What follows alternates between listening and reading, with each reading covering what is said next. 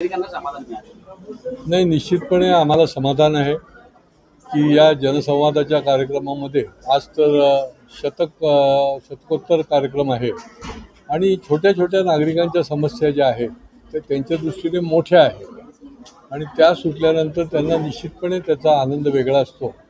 आम्हालाही आता या 100 जनसंवाद कार्यक्रमाच्या निमित्ताने समाधान वाटते की अनेक लोकांचे शैक्षणिक असेल, क्रीडा असेल, निरनिराळ्या महापालिकेच्या संबंधामधल्या समस्या असतील, काही फसवाफसवीच्या समस्या आहेत, विकासकाने फसवलेल्या समस्या असतील, मोठ्या मोठ्या आर्थिक संस्थांनी केलेल्या फसवणुकीच्या असतील, अनेक प्रकारच्या छोट्या मोठ्या प्रवेशापासून ते नोकरीपर्यंत अशा समस्यांना या ठिकाणी आम्ही वाचा फोडण्याचं काम केलं आहे.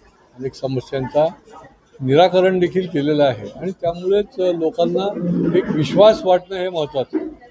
बघा, जो अडला नडला अन्यायग्रस्त आहे, जो वंचित आहे, ज्याला दुर्लक्षित आहे, त्याला न्याय देण्याचं काम जे आहे ते या व्यासपीठाच्या जनसंवादाच्या व्यासपीठाच्या माध्यमातून हा आमचा जो करण्याचा प्रयत्न आहे आणि ज्यावेळेला त्याची समस्या सुटते त्यावेळेला त्याच्या चेहऱ्यावरचा जो आनंद आहे तोच आमचा सन्मान आहे आणि त्याच्यामुळे हा पुढच्या काळामध्ये देखील काम जे आहे ते आम्ही करत राहणार.